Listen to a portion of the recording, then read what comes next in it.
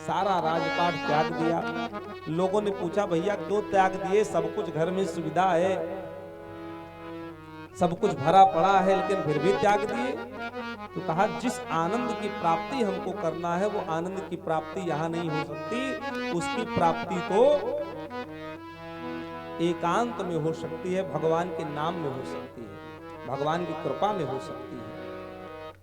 मीराबाई का नाम सुना होगा, राजस्थान की मीराबाई जो बचपन से ही भगवान के चरणों में अत्यधिक प्रेम था उनका।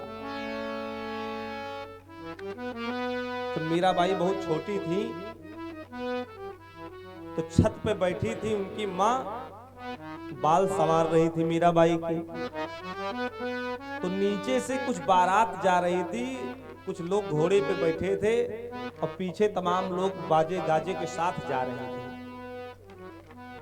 तो मीराबाई की नजर पड़ी सड़क पर, रोड पर, जहां तमाम भीड़ लगी थी।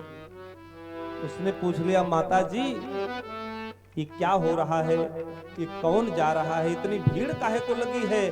माँ हंसने लगी, हंस के कहती है बेटी ये बारात जा रही है। क्या कहा, ये बारात जा रही है। मीराबाई छोटी सी थी, उन्होंने कहा बारात जा रही है। माँ ने कहा हाँ। कहा ये घोड़े पे कौन बैठा है माता जी ये भी बता दीजिए। माँ ने कहा बेटी ये जो घोड़े पे बैठा ये दूल्हा है। कहा पीछे वाले, कहा ये सब बाराती हैं। अब वो छोटी सी थी, उसके मन में न जाने कहां से भाव उत्पन्न हो गया। उसने उसी समय माँ से प्रश्न कर दिया माता जी मेरा दूल्हा कौन होगा, मेरा विवाह किसके साथ होगा। तो माँ ने कहा बेटी अभी तुम छोटी हो, जब बड़ी हो जाओगी, युवती हो जाओगी, तो तुम्हारे लिए भी बहुत सुंदर सा अच्छा सा कोई राजकुमार खोज करके तुम्हारा भी विवाह कर दूंगी, परेशान मत हो। लेकिन उसने कह दिया नहीं नहीं इसी समय बताओ कि मेरा दूल्हा कौन होगा, इसी समय बताओ मेरे विवाह किसके साथ होगा, मेरा दूल्हा कहाँ है, कौन है।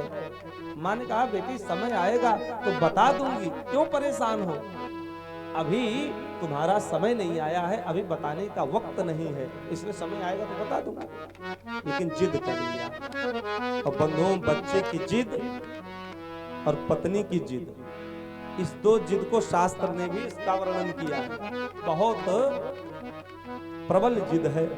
बच्चा जिद कर ले तो माता पिता अगर उसकी पूर्ति न करें तो बच्चा भी बहुत उपद्रव करता है और स्त्री भी उपद्रव करती है। कहा इन दोनों जिदों को हमारे शास्त्र भी इनका वर्णन करते हैं। बच्चे ने जिद कर लिया। मीराबाई छोटी सी जिद कर लिया मेरा दूल्हा कौन होगा। अब माँ किसी तरीके से क्या करे, मन में विचार करने लगी क्या करूं, कैसे इसको समझाऊं, कैसे इसको बताऊं। तो सामने कृष्ण की मूर्ति रखी थी भगवान की, हाथ उठा के कह दिया यही तुम्हारा दूल्हा होगा, इसी के साथ तुम्हारा विवाह होगा। अब जैसे माँ ने कहा तैसे माँ की बात को मानो उसने गांठ बांध लिया और हृदय में रख लिया कि मेरा दूल्हा यही होगा, यही मूर्ति जो भगवान श्री कृष्ण की थी। झट से गई उसको अपने हाथों से उठा लिया, कहा माँ यही होगा। माँ ने कहा हाँ यही होगा तुम्हारा दूल्हा।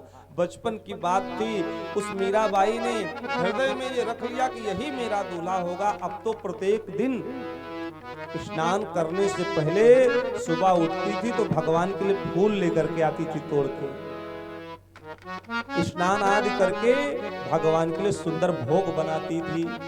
उसके बाद भगवान को नहलाती थी, पंचगव्य से स्नान कराती थी, पुष्प से अलंकृत करती थी कन्हैया को, नैवेद्य अर्पित करती थी, आरती करती थी और उसके बाद में भगवान के सामने सुंदर सुंदर भजनों को सुनाती थी, नृत्य करती थी। प्रत्येक दिन की ये स्थिति उसकी बन गई, उसी को अपना सब कुछ मान बैठी।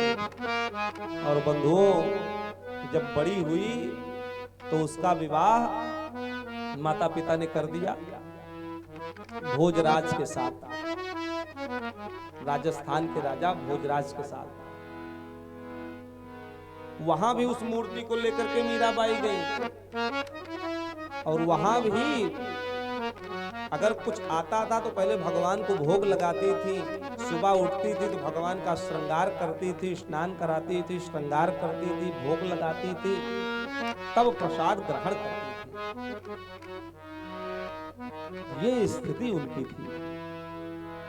10 वर्ष विवाह को व्यतीत हुआ। 10वें वर्ष उनका पति शिकार में मार दिया गया। शिकार खेलने कहीं गए तो वहीं मार दिए गए। अब तो राजपाट उसके देवर को मिल गया, राणा उसका नाम था। उसको ये चीजें अच्छी नहीं लगती थी। उसने मीराबाई को धमकाना प्रारंभ कर दिया, डांटना प्रारंभ कर दिया।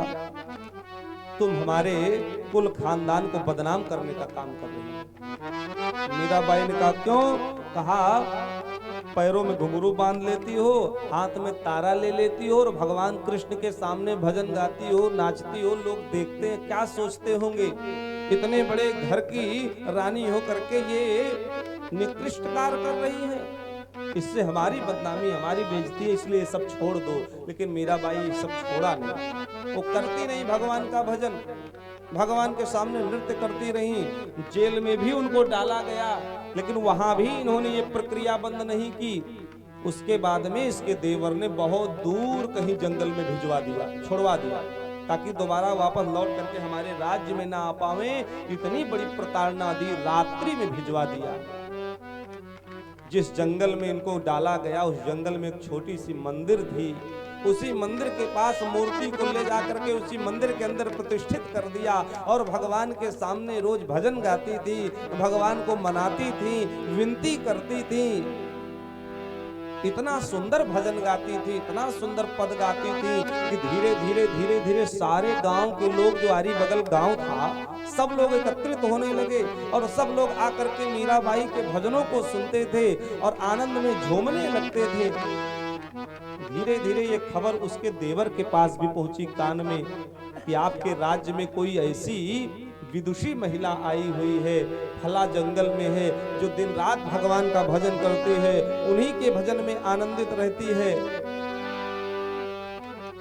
तो उसके देवर के मन में भी ये जिज्ञासा उत्पन्न हुई, चल करके देखा जाए कौन है। जब पहुंचा तो जिसको छोड़ के गया था वही थी। पश्चाताप करने लगा, चरणों में गिर गया, हमसे बहुत बड़ी गलती हो गई, बहुत बड़ा अपराध हो गया, हम आपको समझ न सके, हम आपको जान न सके, इसलिए हमारी धृष्टता को क्षमा करिए, हमसे अपराध हो गया। अब भाभी जी महल में चलिए। उन्होंने कहा नहीं नहीं, अब तो हम नहीं जा सकते, अब तो हम भगवान के हो गए हैं, भगवान हमारे हैं। जब तक हम वहां थे तब भी भगवान के थे, अब तो सब कुछ छोड़ करके केवल भगवान के ही चरण शरण में हैं। अब इससे बढ़ के आनंद हमको कुछ और नहीं चाहिए। बहुत प्रयास किया, तब मीराबाई ने कहा ठीक है, मंदिर से मूर्ति ले आऊं तब चलती हूँ। मूर्ति लाने के लिए अंदर गई, शास्त्रकार कहते हैं दरवाजा बंद कर लिया। 10 मिनट बीता, मीराबाई बाहर नहीं निकली। 20 मिनट बीता, बाहर नहीं आई। आधा घंटा बीत गया, बाहर नहीं आई। उसके देवर राणा को लगा कहाँ चली गई।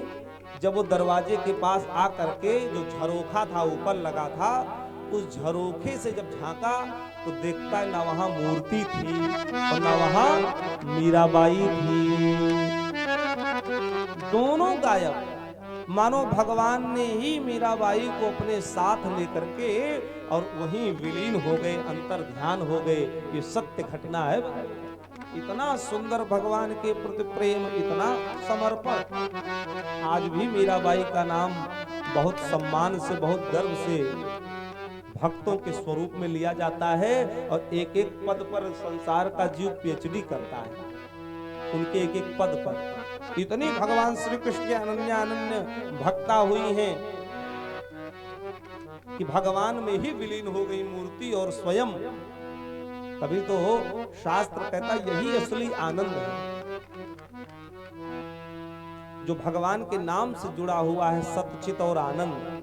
सब कुछ छोड़ करके भगवान के भजन में जो आनंद जीव को मिलता है, भक्तों को मिलता है, वो आनंद संसार की किसी भौतिक वस्तु में नहीं है। इसलिए भगवान की कथा में ही आनंद है, भगवान के सत्संग में ही आनंद है।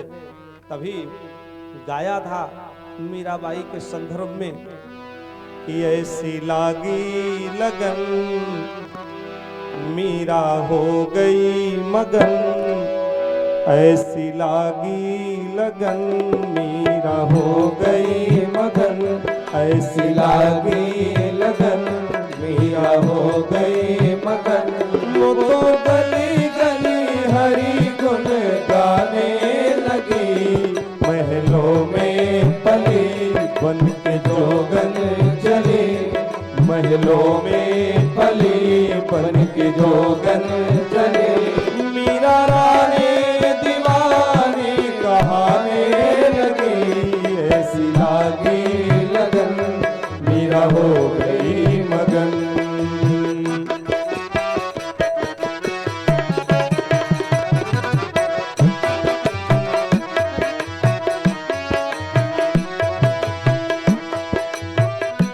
कोई रोके नहीं, कोई टोके नहीं, कोई रोके नहीं, कोई टोके नहीं।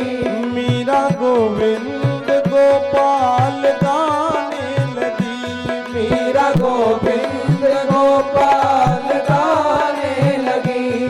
बैठी संतों के संग रंगी मोहन के रंग, बैठी संतों के संग रंगी मोहन के रंग। मीरा प्रेमी प्रीतम को मनाने लगी, मीरा प्रेमी प्रीतम को मनाने लगी।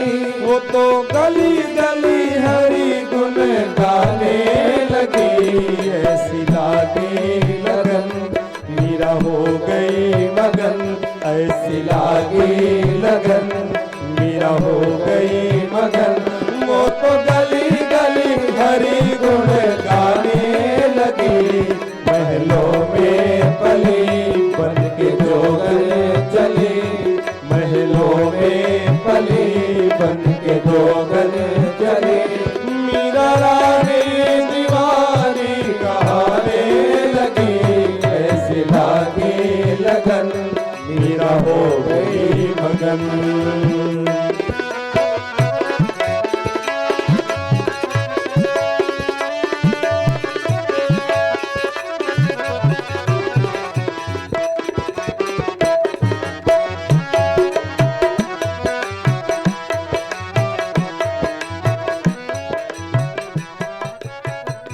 राणा ने विष दिया मानो अमृत पिया, राणा ने विष दिया मानो अमृत पिया।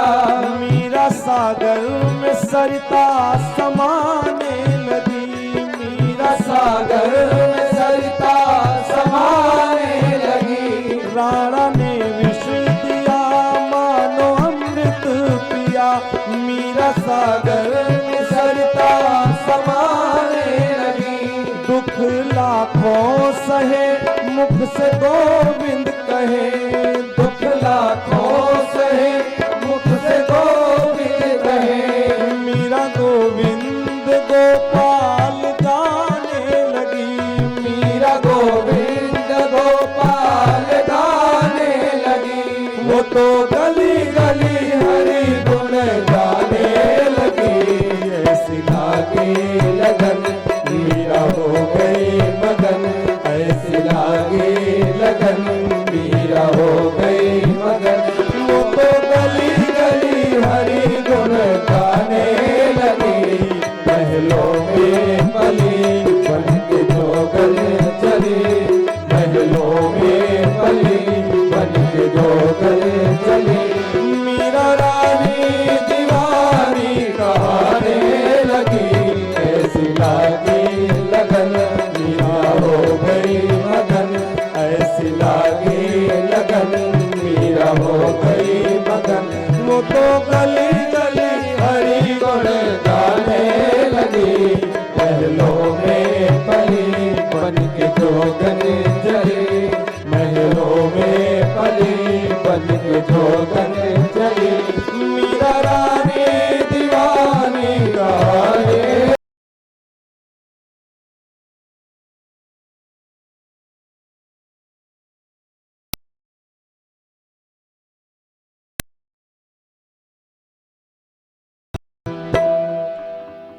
तो ये आनंद की अनुभूति, इतना भगवान के प्रति प्रेम स्नेह और श्रद्धा जीव की बढ़ गई कि उस आनंद को प्राप्त करने के लिए संसार की भौतिक सामग्रियों को जीव ने त्याग दिया और भगवान को प्राप्त करने के लिए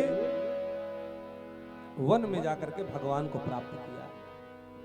तो कहा यही भगवान का सच्चिदानंद स्वरूप है, सत भी है, चित भी है और आनंद भी जहां विद्यमान है, इसीलिए भगवान का नाम सच्चिदानंद है।